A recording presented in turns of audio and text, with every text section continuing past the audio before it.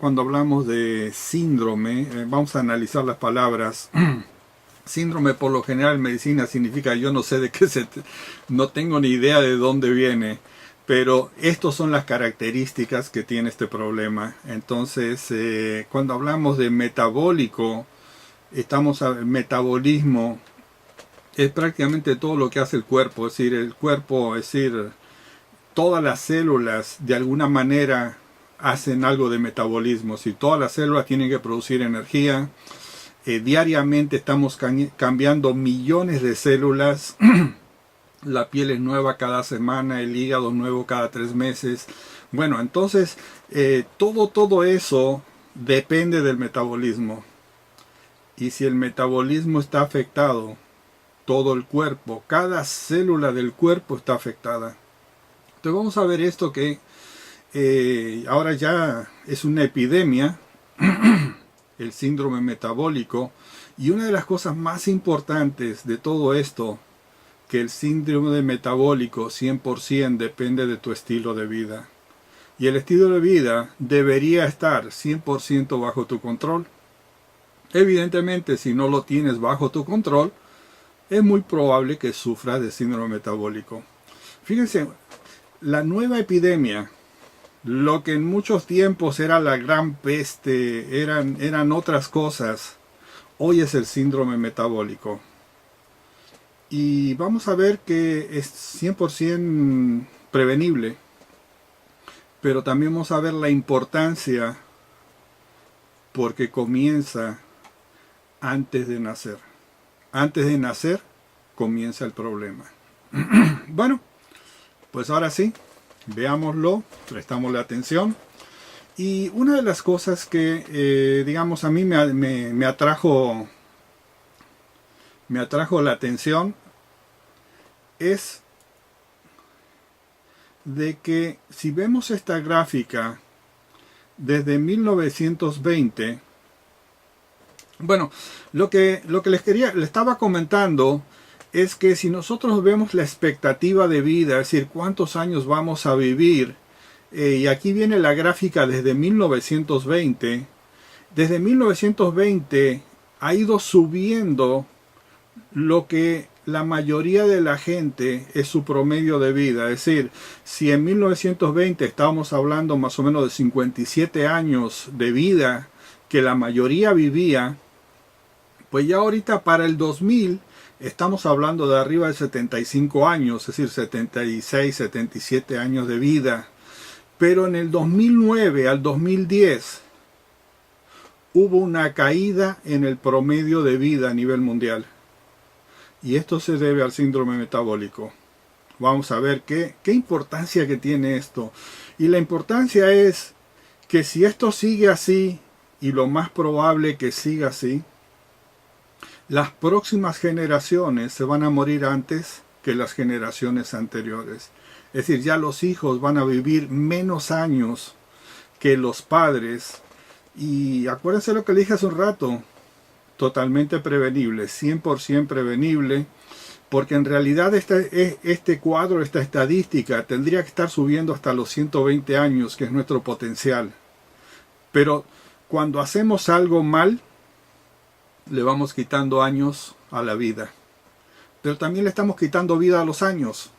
Es decir, la calidad de vida, digamos, no es buena. Y una de las cosas que siempre hemos dicho aquí en el mundo mágico, que esto se trata de darle más años a tu vida y más vida a tus años. Es decir, que tú tengas más vitalidad. Y veamos que la edad no venga con todos los achaques que nosotros pensamos que vienen. Y aquí quiero que vean que, digamos, van a ver muchas cosas en inglés, pero no se preocupen, yo la voy a estar, digamos, hablándolas, así que la van a entender perfectamente bien. Entonces quiero que vean aquí que en Estados Unidos la expectativa de vida, los años que van a vivir, en un momento Estados Unidos estaba en el número 11, en el 1980 estaba en el número 11, es decir, estaba entre los países sanos. Y ahora el último estudio, censo que se hizo en el 2008, está en el número 50. Esto a mí me dice varias cosas. Primero, que cuando más avanza la medicina, peor calidad de vida y menos años tenemos. Entonces aquí hay algo muy importante, que si queremos vivir muchos años, cada uno de nosotros se va a tener que ser responsable de seguir sus propios lineamientos y de aprender a vivir más años y con más salud. Entonces esto es algo impresionante, que estamos por debajo de países como Sur Corea, Puerto Rico, es decir, en el estándar de vida, en el país que más medicamentos consume en el mundo. Casi 3/4 de toda la medicación se consume aquí en Estados Unidos, y yo siento que todos los países están adoptando el mismo sistema. Si ustedes miran aquí, que no se ve bien esta gráfica, pero donde está la rayita negra a la derecha, esa rayita negra es Estados Unidos. Entre todas las naciones industrializadas, está en el último lugar en cuanto a salud, y le gana solamente a Qatar, que es uno de los países ahí, de los países árabes. Por el otro lado, si vemos aquí las causas de, digamos, las muertes, de todas las muertes, vamos a ver aquí, por ejemplo, Estados Unidos está en el último lugar, el lugar de más muertes cada 100.000 habitantes que hay en el mundo. Cada 100.000 habitantes, 500 se mueren aquí en Estados Unidos, ¿sí? Entonces, bueno, esto es algo, digamos, que, no es nada halagador, y nos habla justamente de que los tiempos que vienen, por lo general, van a ser tiempos peores, y esto, digamos, es totalmente prevenible.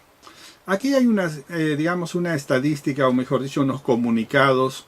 La CDC es el Centro de Control de Enfermedades en Atlanta, Georgia, y es la que, digamos, cuando hay una epidemia, una enfermedad, son los que es gobierno. Y ellos dicen que la tercera parte de los adultos tienen sobrepeso. La otra tercera parte son obesos. Son dos categorías. ¿Estás bien? Sigue sobrepeso y sigue obeso, ¿sí? Entonces tenemos un tercio con sobrepeso de la población y otro tercio, es decir que 2/3 no están bien. 2/3 de la población no están bien. Dice que la obesidad, otro de los comunicados que sacó, dice: la obesidad es el factor que contribuye a 5 de las 10 enfermedades que más matan. Enfermedad del corazón, cáncer, infartos, diabetes y enfermedad de los riñones. Entonces, bueno, pues todo esto es síndrome metabólico. Ahora, una de las cosas que más alarma es que la población de niños, sobre todo los adolescentes, yo quiero que vean como año con año, en el 74, y ahí la línea amarilla son los niños de 12 a 19, de 6 a 11 es la roja, y de 2 años a 5 años es la azul. Quiero que vean cómo año con año ha aumentado la obesidad. Y la obesidad va de la manita, pero no es la causa, va de la manito con el síndrome metabólico, ¿no? Es decir, se van juntitas. Así que si hablamos de una, casi siempre podemos hablar de la otra, y al rato lo vamos a ver bien esto. Otra cosa que, digamos, se nota mucho, de que en estos últimos 30 o 45 años, depende de quién lo tome, cómo lo tome, es cuando hubo el gran brinco de lo que es obesidad. Y yo quiero que vean que en el 1970 más o menos estábamos hablando de un 15% de la población en obesidad, y ya para el 2010 se fue disparando de una manera impresionante. Y de ahí sale que más o menos 9 millones de americanos tienen problemas de obesidad, y en casi todas las revistas, no sé si ven la de la izquierda, dice cómo creen que podemos ahora sí atacar la obesidad. Y acá a la derecha están de todo el mugrero que estamos comiendo, toda la comida chatarra. Todo esto es parte de lo que vamos a entender ahora, que es el síndrome metabólico. Y bueno, pues síndrome metabólico se refleja así, ¿no? Pero hay algo muy importante. También se ve en personas que no son obesas. Y lo más importante, que donde más está creciendo ahora, es en los países hispanos, en los países latinos. Estamos encontrando ya con grandes problemas de síndrome metabólico a nivel de niños, a nivel de adultos también. Entonces, bueno, nosotros diríamos que esto es un problema de glotonería, de comer demasiado. Pero hay una cosa que es alarmante, que a nivel de bebé, niños de 6 meses que no comen McDonald's, que no se van a tomar Coca-Colas, ya tienen obesidad y ya tienen este problema. Bueno, hoy vamos a ver todo esto y creo que lo vamos a entender bien y creo que vamos a poder dar los pasos correctos para que esto no ocurra. Una de las cosas que vamos a ver es la superabundancia que tenemos nosotros para echarnos a perder. Super, Omar. Gracias. Por el otro lado, es comida muy fácil de conseguir y dentro de los estándares es una comida, digamos, relativamente económica. Entonces, nosotros tenemos aquí un montón de cosas, una superabundancia a donde vayamos de todo lo que nos puede echar a perder el metabolismo. Pero hay algo muy importante, que la mayoría abusa de los antibióticos. Y los antibióticos no solo es de lo que tomamos, porque no sé si sabían que de lo que tomamos se va, digamos, a las alcantarillas y en muchos lugares se va al mar, lo agarran los pescados, nos comemos el antibiótico de los pescados, pero en otros lugares el agua se recicla, se limpia y regresa el antibiótico y lo tomamos nosotros sin darnos cuenta. Pero por el otro lado, cada vez que nosotros comemos carne, la mayoría de las carnes, a esas carnes se les dio antibiótico, ya sea a las vacas, ya sea a los cochinos, ya sea a las aves. Todo eso está repleto de antibióticos y nosotros nos lo estamos comiendo todos los días. Pero también hay otro detalle muy importante, estamos inundados de hormonas. No solo las hormonas que nos tomamos, sino los corticosteroides, sino las hormonas que también a todos los animales se les da. Entonces, no sé si se dan cuenta que dentro de todo el sistema que tenemos, es un sistema súper tóxico. Y es un sistema que va a estar dirigido a echarnos a perder el metabolismo. No sé si se sabrán, pero si ustedes ven una granja, es más, yo por aquí vivo en un lugar donde vemos mucho de eso. De repente vemos que pasan los helicópteros a rociar con todos los tractores, a rociar en los lugares donde hay vida aquí, en los viñedos. Bueno, en todos los lugares nos vamos a encontrar que el pesticida es una hormona que nos echa a perder también el metabolismo, ¿sí? Entonces los pesticidas evidentemente hacen que las frutas no las coman los bichitos porque está envenenada, pero nosotros sí la comemos, ¿sí? Entonces vemos que los suelos están totalmente agotados, súper explotados y todos a base de productos químicos se mantiene con el fertilizante químico que trae nomás 3 nutrientes. Y por el otro lado vivimos en ciudades, aglomerados, con mucho estrés, movimiento, y bueno, y por ahí nosotros escuchamos que la culpa la tienen tus genes. Y yo siento que la próxima clase vamos a hablar ahora sí de la influencia que tenemos nosotros sobre los genes. Es algo súper, wow, es increíble todo cómo funcionan los genes. Están bajo 100% control tuyos. Tú no tienes nada que ver tu problema con los genes en un 95%. Hay un 5% de los genes sí ya no pueden funcionar. Pero lo más importante que dijimos al principio, que todo arranca incluso antes de esto. Y bueno, lo que se dice por ahí es que llegó la tormenta perfecta, donde viene con todo, ¿sí? Y viene con todo es con todo lo que comemos, viene con mucho estrés, familias donde hay que trabajar 2 trabajos, trabajan el esposo y la esposa, no hay tiempo para cocinar y la comida, evidentemente, la comida chatarra, la comida rápida, es casi la única opción.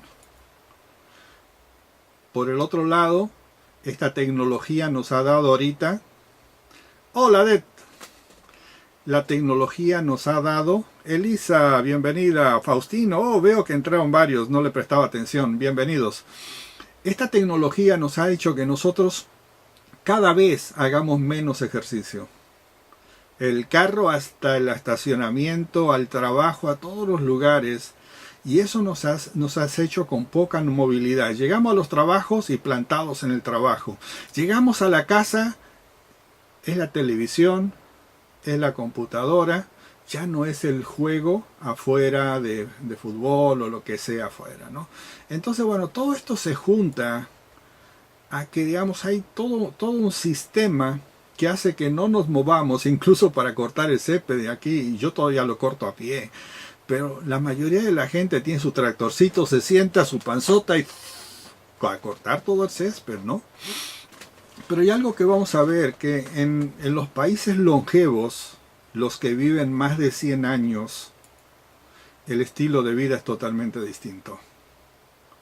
Y ahí vamos a ver gente de más de 100 años que se ve y está mejor que gente de 70 años. Son 30 años que se va ganando la vida de buena calidad. Pero sí, están rodeados de la naturaleza, un ambiente mucho más relajado, aunque de mucho trabajo físico, que, wow, eso es lo rico en todo esto, ¿no? Yo digo que yo no hago ejercicio, pero digamos, tenemos una casa grande, un jardín grande, céspedes grandes, plantas, y todo eso me mantiene a mí ocupado físicamente, y es mi ejercicio físico. Me dicen, oye, ¿y tú haces todo esto? Digo, sí, pues es lo único que hago para mantenerme físicamente bien, ¿no? Entonces, bueno, todo esto vamos a ver que influyó en el síndrome metabólico. Porque no es una sola cosa. Es suma esto, más esto, más esto, más esto, más esto, más esto, ¿no? Entonces se hace todo lo que decíamos un rato, la tormenta, y te avasalla, ¿no? Te avasalla. Pero hay algo realmente muy importante en todo esto, y fue en este congreso, fue el 95º congreso en el febrero del 77, y en este congreso se reunieron todos los del congreso y dijeron, bueno, ¿cuáles van a ser las metas nutricionales para Estados Unidos? Que en cierta manera se exportan a todo el mundo, es decir, las directivas salen y lo mismo ocurre en México, Colombia y en otros lugares. Y aquí yo quiero que vean que se buscaron las necesidades de nutrición, y esto lo hicieron los senadores. Los senadores es el gran poder. Dentro de lo que es Senado y Cámara de Representantes son como 500 personas que deciden qué lineamientos se van a seguir en el país.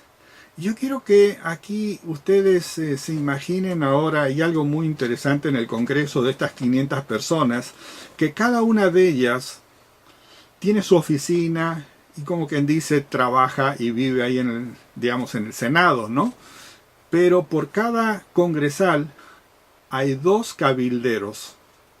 Le llaman lobistas acá, ¿no? Cabilderos. Significa que el cabildero, su trabajo es también tener su oficina en el Congreso y hacer sus pachangas, fiestas, invitar. Si alguien necesita dinero, lo ayuda con dinero. Si alguien necesita contribución para la campaña, bueno, todo eso. Entonces las leyes que se pasan son para promover, bueno, lo que ellos buscan, de que los intereses de la industria privada, en este caso Monsanto y otros, pues tengan leyes favorables. Entonces, cuando se hizo este congreso, en este congreso se dictaminó algo que fue muy importante, porque es algo que fue a las universidades, fue a todos los, digamos, médicos, y fue dentro del sistema de salud una guía. Y en esta guía lo que se buscó es que se redujera el consumo de grasa de 40% a 30%. Pero por el otro lado, dentro de las recomendaciones, estaba que se subiera el consumo de azúcar en esa misma cantidad. Y yo quiero que vean esto, que es muy interesante. Miren, estos son subsidios que recibe la agricultura, ¿sí? Entonces, la línea roja representa el maíz. Y aquí son, en la línea de la izquierda, son billones de dólares. Estamos hablando de casi 7 billones y medio de dólares que anualmente recibe el campo entre paréntesis, porque digamos todo el maíz está dominado prácticamente por Monsanto y otras compañías, digamos, de su tipo, son 2 o 3 nomás. Y después el algodón, y eso hace que ese dinero lo consiguió seguramente la industria, digamos, farma, y produce del dinero que recibe del país, de los contribuyentes, subvenciona y paga para que este producto sea extremadamente económico, barato y esté muy disponible, y pueden hacer un montón de cosas en base a todos los componentes que vienen de trigo de maíz. Y dentro del sistema que nosotros tenemos, lo tenemos al trigo y maíz como el veneno número 1, ¿sí? Como algo que es la causa más directa que existe para que se produzca el síndrome metabólico. Entonces fíjense qué interesante que ahora sí, en total, aquí encontré otra cifra, dice en el 2012 el Departamento de Agricultura gastó 22 billones en subsidios.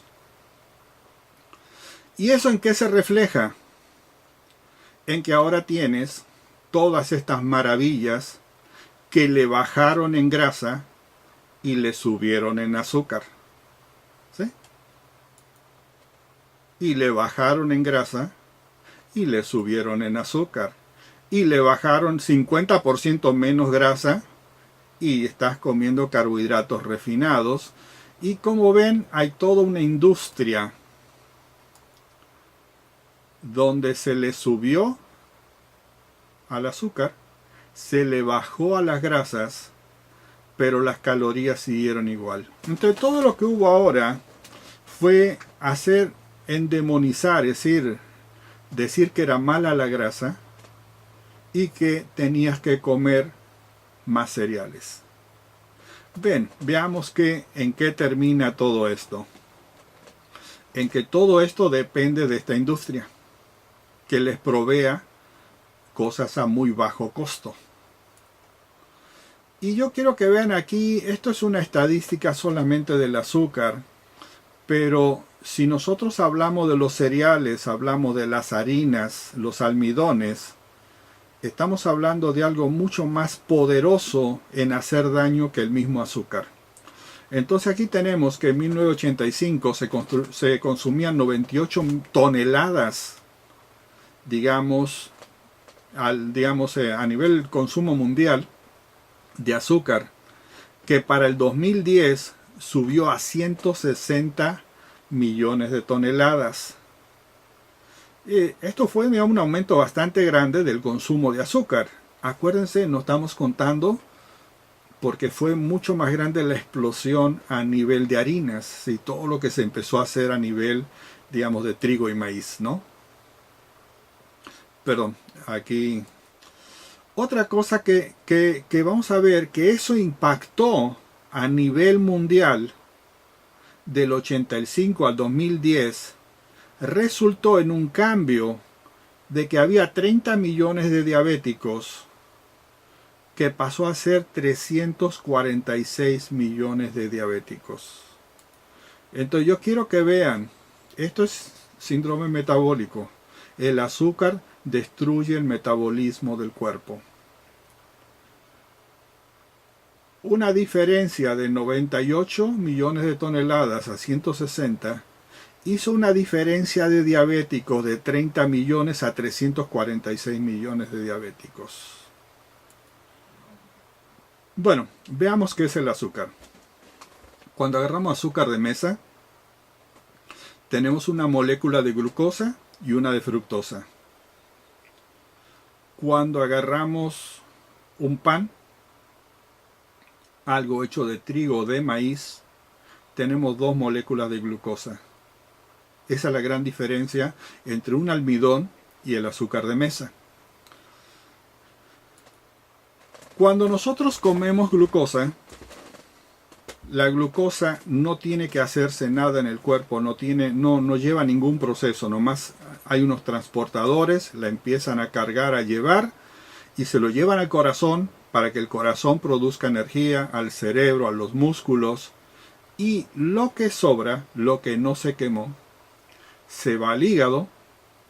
El hígado lo almacena en forma de un azúcar, nomás que son pequeños los depósitos, no hay mucho, no pueden almacenar mucho, y lo que pasa de eso lo almacena en grasa. Entonces, como ven, una de las cosas que va a hacer el azúcar es primero hacer unas subidas muy altas de azúcar. El azúcar sube una cantidad, pero las harinas suben el doble el azúcar en la sangre, si comes un pan, una galleta y todo eso. Y bueno, como vemos, es decir, casi todos los animales producen su energía debido a ese azúcar, y más o menos un 20% lo consumes y un 80% lo consumes y un 20% se va al hígado. Pero cuando comes fructosa, la fructosa 100% se va al hígado, y en el hígado se va transformando en glucosa, y eso hace que ese proceso sea lento, es decir, no es inmediato como con el azúcar, digamos, de un almidón, como dijimos, de trigo, de maíz, o de azúcar extra en cualquier cosa, y eso hace que pequeñas cantidades vayan entrando en la sangre y no nos produzca esa, digamos, subida de azúcar muy rápida y muy peligrosa a nivel de sangre. Ahora, el que lidia con el azúcar se llama la mitocondria, y la mitocondria es nuestro hornito que produce energía. Los 100 trillones de células, cada una de ellas tiene mitocondrias. Hay un montón de ellas en cada célula. La del corazón, como tiene que trabajar mucha, una célula puede tener hasta 200 mitocondrias adentro. El exceso de azúcar mata la mitocondria, destruye su poder, porque ese exceso de azúcar exige una gran cantidad de nutrientes, y cuando esos nutrientes no son suficientes, la mitocondria se empieza a quemar porque no tiene con qué trabajar. Entonces, una vez que tú empiezas a destruir mitocondrias, no puedes quemar energía, y evidentemente si no quemas energía la tienes que almacenar en forma de grasita. Entonces, bueno, esto es lo que tenemos. Si nosotros realmente hiciéramos ejercicio, mucho ejercicio, pues quemaríamos casi todo. Pero si somos sedentarios, ahí nos pega en el ojo todo esto. Entonces, y bueno, se va a los lugares menos atractivos, creo, ¿no? Bueno, veamos ahora cómo ocurre esto. Cuando alguien tiene el síndrome metabólico, que acuérdense que muchas de veces coincide con la subida de peso, digamos, es muy probable que caiga en diabetes. Por el otro lado, vamos a ver que hay hipertensión. Por el otro lado, vamos a ver que hay problemas con la grasa a nivel de la sangre, colesterol, triglicéridos. Y vamos a ver que hay problemas cardiovasculares, problemas del corazón, arterias y venas. Esta cuarteta, los 4 hermanitos, es lo que le llaman el síndrome metabólico. Ahora, esto es muy importante para nosotros, en el sentido que si yo tengo un diabético, lo mismo que hago con un diabético, hago con un hipertenso, porque la causa detrás es el síndrome metabólico. Si alguien tiene el colesterol malo y todo lo que sea, que es otro rollo que ahora no es momento de entrar, pues lo mismo que hago con el diabético, lo hago con este problema de grasa en la sangre. Y si alguien tiene problema del corazón, lo mismo hago con este. Pero no termina ahí, porque después se estuvo viendo que el síndrome metabólico también trae problemas con el hígado. Es el hígado graso no alcohólico que le llaman, y ese es exclusivamente producido por el azúcar y los cereales.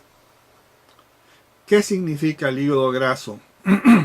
Que en vez de tener unos billoncitos de células ahí trabajando para que el cuerpo tenga todo lo que necesita a nivel de nutrientes, porque es el que desglosa, rompe, combina y hace todo, ahora tenga una parte del hígado donde había células trabajando con células grasas que nomás están ahí y no hacen nada. Y cuando más avanza el tiempo, más hígado se reemplaza por grasa y menos tienes para producir, para desintoxicar y todo lo que hace el hígado. Es más, yo les sugiero que vean en el YouTube el video del hígado. Creo que lo tengo por desintoxicación y está impresionante ver el trabajo tan pesado que tiene el hígado, y en la medida que va fallando, pues tu cuerpo no puede estar sano. Otra cosa que vemos cuando hay síndrome metabólico es esto que se llama síndrome de ovarios poliquísticos. Es más, yo conozco una persona que se murió de este problema de ovarios poliquísticos. Es, digamos, típico de un problema de síndrome metabólico, problema con el azúcar alta, metabolismo y todo lo demás. Pero el cáncer está estrictamente relacionado con eso y está pasando a ser causa número 1 de muerte en el mundo, el cáncer. Demencia es otro de los detalles. Entonces ahora son 8 hermanitos que están ahí y que ojalá y no los tengas. Pero yo quiero que lo grabes esto, porque cualquiera de estos problemas, lo más probable que tenga su origen, su causa, en lo que es el síndrome metabólico, ¿sí? Entonces, digamos, mucha atención con esto y relacionen las 8 cosas como si fuera una sola cosa. Bueno, vamos a ver ahora bien el detalle que yo les decía. Si nosotros tenemos una persona obesa y una persona de peso normal, ¿sí? Vamos a ver que no todos los obesos tienen síndrome metabólico. Salud.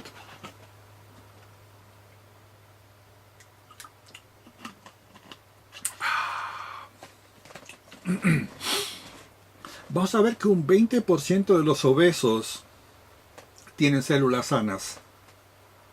Y un 80%, sí, tienen problemas. Gracias, María Elena.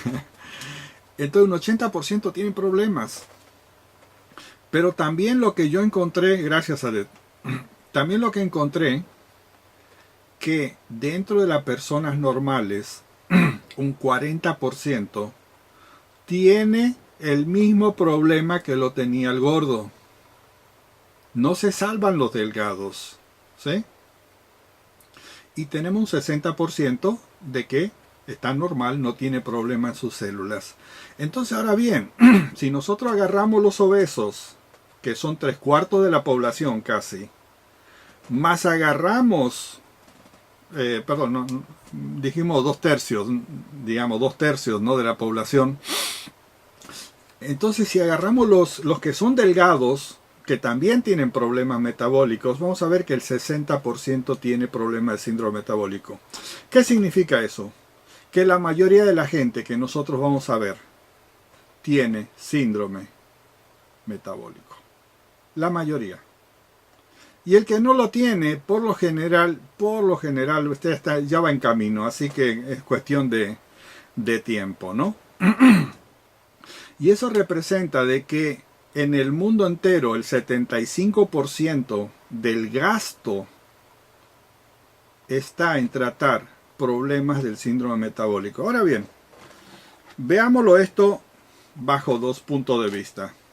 Oportunidad y problema, ¿sí? Para el que lo tiene es un problema. Pero ¿para quién puede ser esto una oportunidad? ¿Para quién sería bueno de que en vez del 60% de la humanidad, el 90% de la humanidad tuviera el síndrome metabólico? Ahí se lo dejo, ¿sí? Entonces, yo no sé si se dan cuenta que la industria de la enfermedad, porque yo una de las cosas que aprendí ahora, cuando tú vas con un médico, no vas a ver qué tanta salud tienes, vas a ver qué tanta enfermedad tienes. Y si él no detecta ninguna enfermedad, pues perdió su tiempo, es decir, no hay negocio. Entonces, dentro de la industria de la enfermedad, es importante que estés enfermo. Y bueno, pues aquí tenemos subsidiado todo lo que te enferma, pero hay una cosa muy importante. Tú tienes 100% de control lo que comes y lo que no comes. Y si nadie comprara todo esto, pues todo eso se acabaría. Y mientras la gente lo compre, y ¡ay, qué rico! Voy a llevar a todos mis niños al McDonald's, o como la fiesta, ¿no?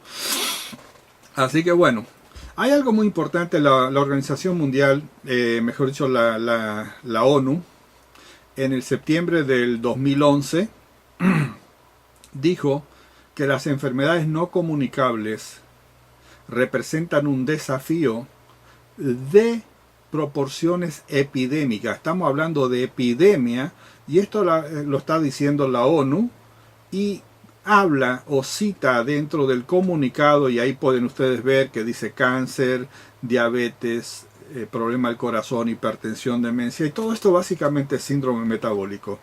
Enfermedades no transmitibles, no comunicables, 100% de origen de estilo de vida. Bueno, esto está llegando muy rápido al tercer mundo. Esto ya es mundial, ¿sí? Esto está en todos los lugares y la verdad que es muy atractivo. Aparte de atractivo, vamos a ver que es adictivo.